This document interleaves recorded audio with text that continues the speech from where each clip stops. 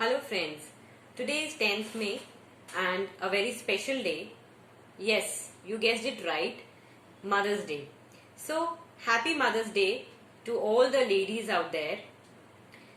आज की इस वीडियो में मैं आपसे कुछ जनरल टिप्स, कुछ जनरल पॉइंट्स शेयर करना चाहूंगी उन पेरेंट्स के लिए, उन पेशेंट्स के लिए जिनके बच्चों को स्पीच रिलेटेड कुछ प्रॉब्लम्स हैं, कुछ इश्यूज हैं, वो आप घर बैठे ही अपने बच्चों को प्रोवाइड कर सकते हैं। क्योंकि लॉकडाउन की वजह से स्कूल्स भी अभी बंद हैं, तो कुछ मैं आपसे पॉइंट्स शेयर करना चाहूंगी। तो पहले उन बच्चों की बात करते हैं जो साफ नहीं बोल पाते हैं। तो अगर आप पहले से ही स्पीच थेरेपी ले रहे थे और लॉकडाउन की वजह से अब नहीं जा पा रहे हैं, तो मैं बताना चाहूंगी कि ऑनलाइन थेरेपी शुरू हो गई हैं। आप अपने थेरेपिस्ट से कंसल्ट कर सकते हैं या हमसे भी कंसल्ट कर सकते हैं। कुछ साउंड्स जैसे क, ख, ग, घ, ये आप कैसे सिखा सकते हैं अपने बच्चे को घर पे ही। ये वाली साउंड्स जो हमारी टंग का बिल्कुल पीछे वाला हिस्सा होता है वो उठता है, फिर वहां से ये साउंड आती है। तो आप पहले बोल के देखें और अपने बच्चे के सामने उसे बोलें कि वो आपको कॉपी करने की कोशिश करे। अगर वो इजीली कर पाता है, वेल एंड गुड। अगर नहीं कर पा रहा है, उसे समझ नहीं आ पा रहा कि कैसे वो पीछे वाली टंग उठानी है, तो आप स्पून का इस्तेमाल भी कर सकते हैं, जिसमें आप स्पून से जो फ्रंट वाला हिस्सा होता है टंग का, उसे आप प्रेस करके उसे आप कोई भी वर्ड क का आप बोल सकते हैं कि वो बोले। का या कार हो सकता है या कौवा हो सकता है, ऐसा कुछ भी सिंपल सा वर्ड आप बोल सकते हैं कि वो आपके पीछे रिपीट करे।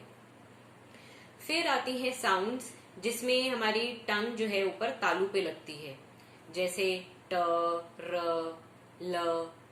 तो ये थोड़ी सी आप विजिबल होती हैं, आप उसे दिखा सकते हैं कि आपकी टंग कहाँ पे टच हो रही है। सिमिलरली बच्चा आपकी कॉपी करने की कोशिश करेगा। फिर हम नेक्स्ट बात करते हैं उन बच्चों की जिनकी स्पीच और लैंग्वेज डिले होती है। 2-2.5 साल के हैं या 4 साल के हैं, पर वो अभी प्रॉपरली सेंटेंसेस में बोल नहीं पाते हैं या कुछ शब्द ही बोलते हैं अभी। तो इसके लिए हमें क्या करना है? सबसे पहला और बहुत ही इम्पोर्टेंट पॉइंट है कि आपने जो भी आप डेली रूटीन की आप एक्टिविटीज आप कर रहे हैं, उन चीजों के बारे में आप अपने बच्चों को बताइए।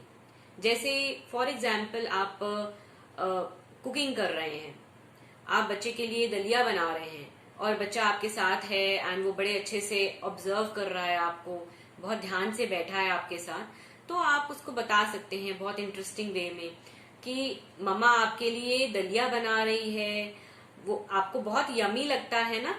तो ऐसी कुछ इंटरेस्टिंग वे से आप उससे बात करिए, चीजों के बारे में बताइए, तो वो भी इंटरेस्ट शो करेगा, आपकी बातें सुनेगा एंड जो भी उसमें से आसान वर्ड्स होंगे वो पिक करेगा एंड आप नोटिस करेंगे कि कुछ डेज के अंदर वो भी रिपीट करना शुरू करेगा।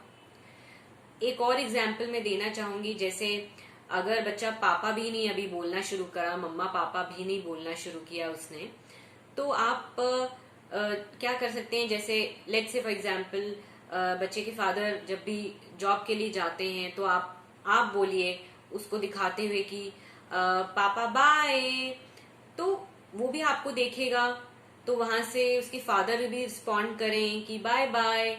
तो इस तरह से वर्ड पापा और बाय बाय आप दोनों सिखा रहे हैं, जो बहुत आसान है और 1 ईयर के एज में आ जाते हैं।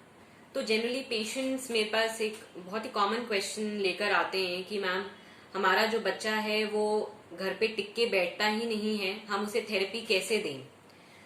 तो इसके लिए मैं कहना चाहूंगी कि आपको बच्चे को लेकर नहीं बैठना है थेरेपी के लिए। आपने ऐसे ही जो मैंने कुछ पॉइंट्स बताए, उसी के जरिए आपने बच्चे को थेरेपी करवानी है। हर चीज के बारे में बताना है, चाहे वो कलर्स के बारे में हो, बॉडी पार्ट्स के बारे में हो, आप घर में अपनी आसपास की चीजों के बारे में बताना चाहते हैं कि ये फोन है, इसे टेबल कहते हैं, इसे पेन कहते हैं, आपने ऐसे ही दिखा दिखा के उनको बताना है इंटरेस्टिंग वे में। अगर आप इंटरेस्टिंग वे में बताएंगे तो बहुत जल्दी बच्चे कैच करते हैं एंड जल्दी ही बोलने लगते हैं। जो आप मार्केट से परचेज कर सकते हैं, स्टेशनरी की दुकान से आपको इजीली मिल पाएंगी। जैसे कुछ बुक्स आती हैं जिसमें आप पिक्चर्स के जरिए बच्चों को सिखा सकते हैं। जैसे ये एक बुक है जिसमें हिंदी की पूरी वर्णमाला है। इसमें आप बहुत कुछ सिखा सकते हैं। वर्णमाला के अलावा आपके पास पिक्चर्स हैं जिसमें एनिमल्स, फ्रूट्स मिक्स हैं और आप उनको आइडेंटिफाई करने के लिए सिखा सकते हैं। फिर जैसे एक और एक्टिविटी है, बहुत इंटरेस्टिंग सी एक्टिविटी है ये बच्चों के लिए, शेप्स, डिफरेंट शेप्स की ये एक्टिविटी है। आप इनको सारे निकाल के रख दें तो बच्चे अपने अकॉर्डिंगली उनको पता चल जाता है कि हाँ ये ब्लॉक इस पर्टिकुलर शेप का है और इसी में लगेगा।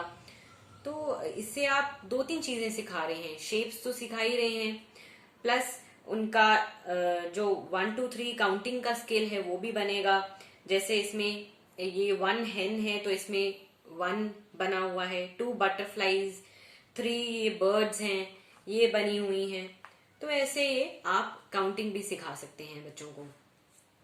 सिमिलरली ये पजल की एक्टिविटी है जिसमें छोटी छोटी पजल्स हैं, बच्चे सॉल्व कर लेते हैं। ये छोटी एज ग्रुप के बच्चों के लिए है, 3+। एंड इसमें बेनिफिट ये है कि कलर्स लिमिटेड ही हैं। एक पजल में एक ही कलर है तो उसमें आप बच्चों को कलर का कॉन्सेप्ट भी दे सकते हैं एंड बच्चों की जो मोटर स्किल्स होते हैं, जोड़ना होता है क्योंकि इसमें पजल्स को, वो भी इनहैंस हो जाता है। तो ऐसी कुछ एक्टिविटीज हैं जो आपको मार्केट में मिल जाएंगी according to your child's age. जिन बच्चों को ऑटिज्म है या हाइपर एक्टिविटी है तो उन बच्चों के लिए भी आप सेम एक्टिविटीज फॉलो कर सकते हैं। पर आपने एक पॉइंट जो है ध्यान में रखना है कि बच्चों को कभी ये फील नहीं होने देना कि उनसे कुछ टास्क करवाया जा रहा है जबरदस्ती या कुछ पढ़ाई करवा रही जा रही है। आपने बस एक इंटरेस्टिंग फॉर्म में उनसे बात करनी है, चीजों के बारे में बताना है, चाहे वो कलर्स का कॉन्सेप्ट आप देने की कोशिश कर रहे हो, चाहे आप उन्हें ABCD सिखा रहे हो, चाहे राइम्स सिखा रहे हो। तो कुछ भी चीज आप करवा रहे हो, आप उनसे इंटरेस्टिंग फॉर्म में आप करवाएं, इंटरेस्टिंग तरीके से बात करें। वैसे तो मेरा ये वीडियो उन पेरेंट्स के लिए था जिनके बच्चों को कुछ ना कुछ स्पीच रिलेटेड इश्यूज हैं, बट मैं एक जनरली भी एडवाइस देना चाहूंगी उन पेरेंट्स को जिनके बच्चे अभी छोटे हैं एंड आपको लग रहा है कि नहीं आपका बच्चा अभी छोटा है, बोलने लगेगा। ऐसा नहीं होता।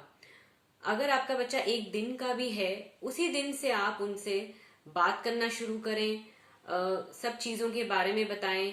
ऐसा नहीं है कि अगर 1 साल का बच्चा है तो उसको कलर्स का कॉन्सेप्ट नहीं आना चाहिए या बॉडी पार्ट्स का नहीं आना चाहिए। आप उन्हें सब चीजों के बारे में बताते जाइए एंड हमें वेट नहीं करना कि बच्चा 2 साल का होगा अपने आप सीख जाएगा। ऐसा नहीं होता। आजकल क्योंकि न्यूक्लियर फैमिलीज हैं, हम भी टाइम कम दे पाते हैं, तो इसलिए जनरली बच्चे लेट हो जाते हैं बोलने में। तो ये कुछ कुछ पॉइंट्स हैं, आप ध्यान रखिए and stay home, stay safe. Thank you.